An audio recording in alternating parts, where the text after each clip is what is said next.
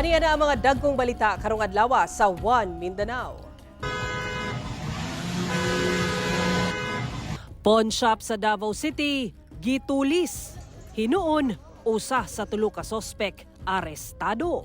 Kapin 40 million pesos nga kantidad sa nalimas nga alahas na recover. Pagpamusil patay sa tag-iya og construction firm sa Cotabato City sa pool sa CCTV. Landslide sa sitio Mangima sa Barangay Dalirig sa Manolo Fortich, Bukidnon. Perwisyo sa mga motorista tungod usa ka lane lang ang maagian. Personahe sa Task Force Davao nga gikapkapan ang motorista sa lasang checkpoint sa Davao City, posibleng mag-atubang og kasong administratibo. Mga senior citizens sa Davao City nga nakaabot na sa milestone age, nakadawat og cash gift gikan sa gobyerno.